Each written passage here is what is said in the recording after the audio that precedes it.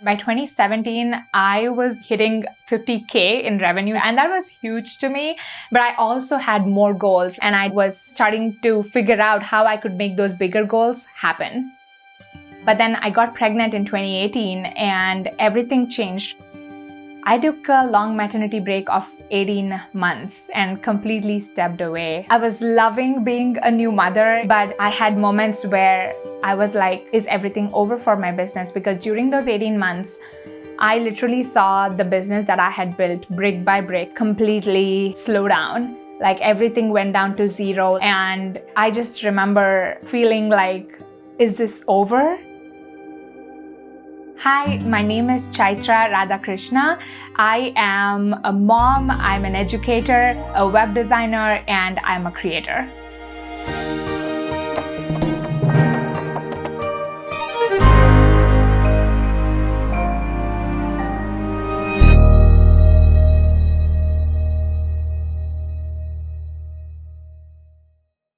I am professionally a computer science engineer, so studied computer science, did my master's, and the plan was always to work in corporate. I joined a corporate firm in Bangalore, and literally, I know this sounds dramatic, but within half a day, I'm like, I don't like this place. I don't think I even like the corporate world, because it just felt so uninspiring, so boxed up. It was not creative. There was no flexibility and there was no freedom. It just felt very rigid. And so although it sounds like, oh, how can you know something so quickly? I can say, like, by lunch break on the very first day, I knew this was not the place for me.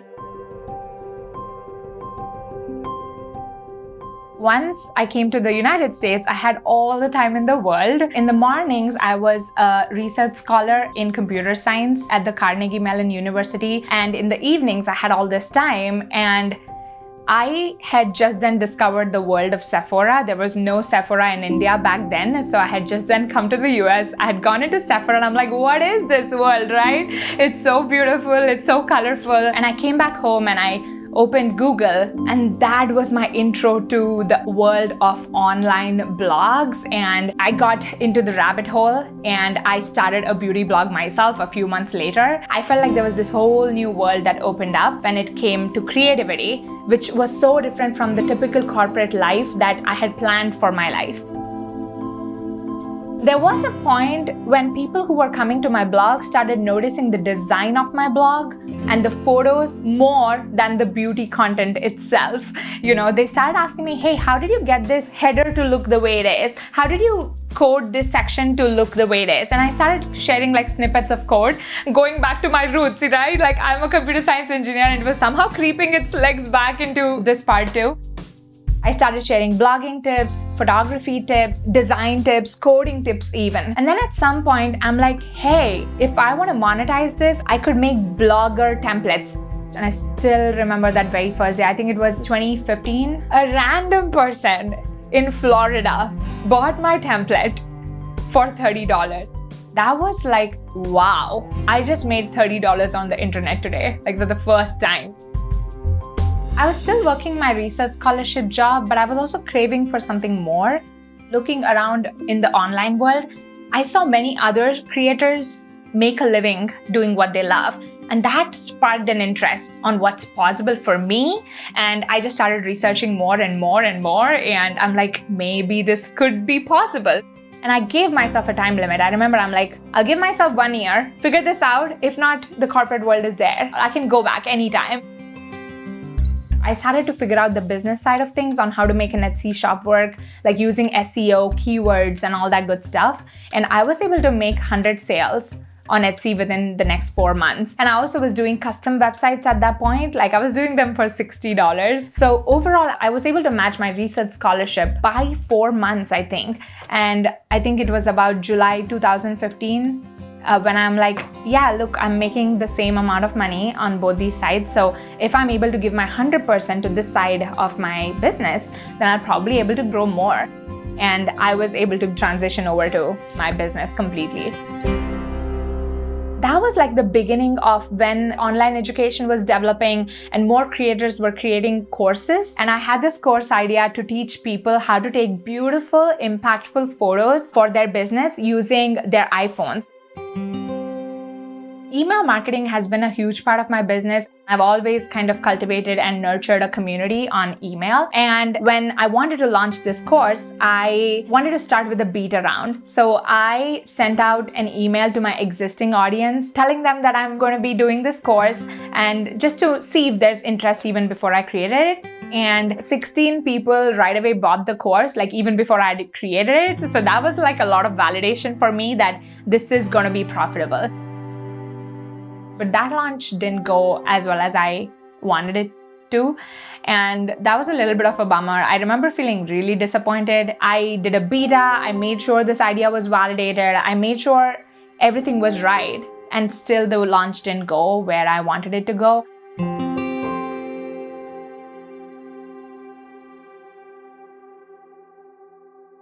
I remember getting back down to the drawing board, figuring out. And then I realized there was a lot of things that could be refined and they were a little bit off for the launch. Like my marketing strategy wasn't quite in place.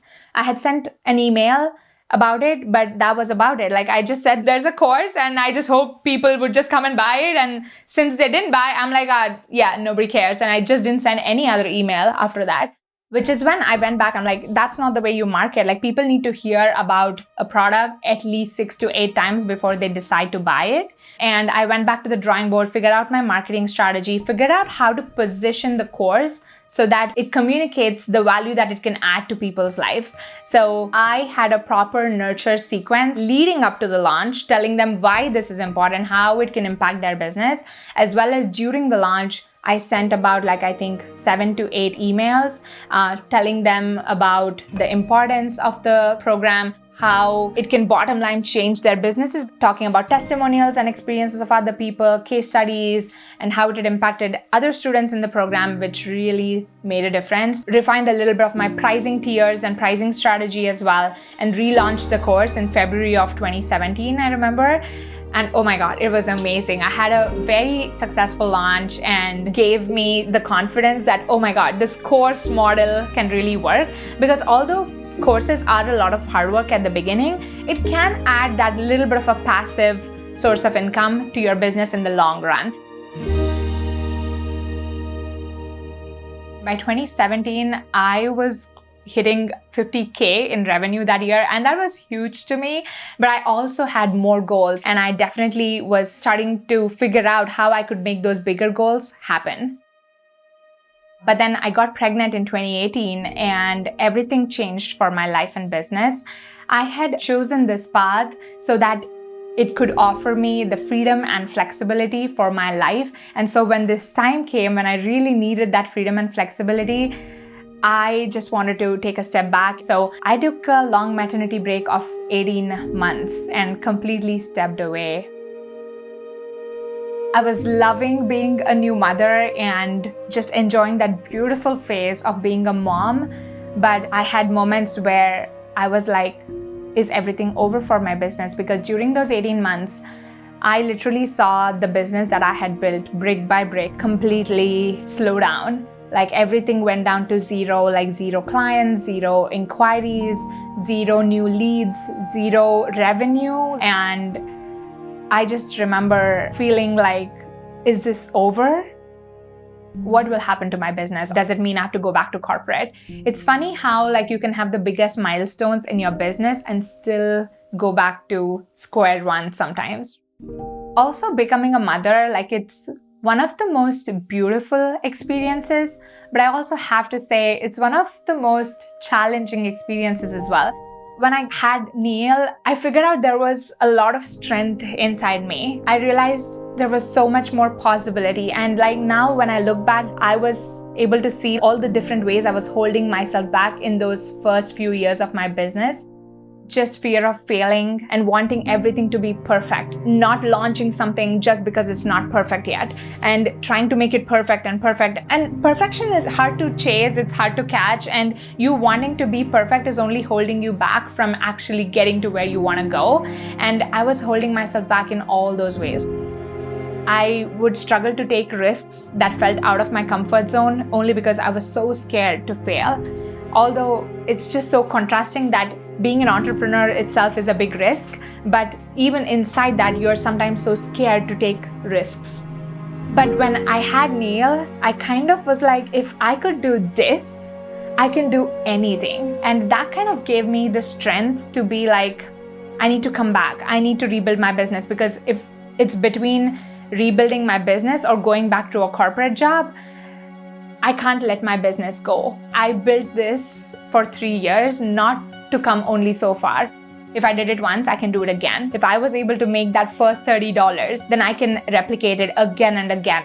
This is the worst it can get. The only direction is up from here. It's gone down to zero. What else can happen, right? So I'm just gonna give it my all and see where it goes. So I came back to my business with almost zero expectations, but a lot of hope on what's possible. I wanted to prioritize just making progress over being perfect, and I started putting things out, and being perfect is just an illusion, and that's something I realized. I'm like, what's perfect to you is not perfect to somebody else, because the definition of perfect itself doesn't exist. It's not real. It's just an idea in your head, but in the real world, there is nothing called perfect. You look at a leaf, you look at a flower, can you even say this leaf is more perfect than another leaf? There's just nothing like that, right? So everything is perfect in its own way by just being what it is. When you're stuck in the spiral of perfection, it's really hard to hit publish. There is, of course, a line between getting things perfect and doing excellent work. Perfectionism is more about focusing on yourself, but excellence is more about serving others. So whenever I'm putting out a piece of work, I'm like, if I shifted the focus from being great at this and making this perfect and myself towards who I'm serving, like, is this helpful to the person I'm serving? I think that line between perfectionism and excellence became really clear, because as long as it's helping somebody get to where they want to go, even if it's just a step ahead, I think that is excellent enough. So when I came back from my maternity break, I had a new puzzle that I wanted to solve. So I wanted to hit 6 figures, although I had made $0 the past 2 years. I was a mom now, I had fewer hours to work, and I also wanted to take on just one project at a time because I didn't want business invading into my personal life. I remember chatting with my husband, and he's so matter of fact, like, it's simple math, you know, if you want to make 100K and if you want to work on one project at a time, then you need to be charging 10K or more for a project. I just coughed. I'm like, no way I can charge 10K for a website. Nobody is going to pay me 10K for a website. Those were literally the words that came out of my mouth. But then for a second, I allowed myself to imagine that. What if I was able to charge 10K for a website? Then it could give me the lifestyle that I really wanted, the business that I really wanted, and the freedom to really live the life that I really wanted. We are great at mapping out worst case scenarios. Our mind is protecting us. It's tuned for survival. So we are always mapping out all possible solutions on how to protect ourselves from those scenarios. But then for that minute, I'm like, yeah, what if I was able to land websites for 10K? So I let myself imagine that life for a second, and it just seemed like, wow, if this is possible, then everything can change for me. After that, I'm like, okay, so if I were to charge 10K for a website, what will enable a person to see value to invest 10K? I came back in January of 2020. I made $0 that month. February of 2020 passed. I made $0. And in March of 2020, I landed my first project, and I charged $2,000 for it. It was a dream project, and I really needed that project to kind of reopen my portfolio and to try out all these new things that I was learning. I radically had to change what I was offering to clients. It was not about doing more work, but it was more about doing more valuable work, adding value to my clients and helping them get to the next level in their business. So I started diving deep into what and how a website can change a business's bottom line. And I remember I started, researching on website strategy, UX strategy, and I came across this case study called the $300 million button, where they just changed a simple button from login to continue, and instantly their sales went up. And it was amazing to me on how every small piece on a website can really contribute to the business's goals. Once I started implementing this website strategy framework into my clients' businesses, we started seeing definitely huge results. They were able to grow their sales, multiply their average order value. In April, I booked a $6,000 project, and in May again, I booked a $5,000 project. And finally, in July, I booked my first 10K project, and that was the start to many more consistent 10K projects that I booked later on in the year. And I was able to even raise my rates up to, 14K, and booked, 7 to 8 projects during that year, which led to my first 6-figure year. And I remember at the end of November feeling like, wow, this is possible. Because at the beginning of the year, when I set the goal to make 6 figures, I was setting the goal, but I had never hit it before. I didn't even know if booking one 10K website was possible, forget booking 10 of those. At the end of 2020, I was able to look back and see that I had created the life and business that I had wanted for almost 5 to 6 years. I was able to work 4 hours per day. As a mom, I was able to spend time with my family without worrying about my business, and I was making good money doing what I love. I realized that there was probably more moms out there like me. There were more women out there like me who wanted more flexibility and freedom in their lives, but also wanted to make a great income doing what they love. So I launched the High-End Web Designer program in March of 2021. It was amazing. The launch went really well. I didn't know how it would go. This was a totally different kind of program to what I'd previously launched. I got about 9 people to join that very first round.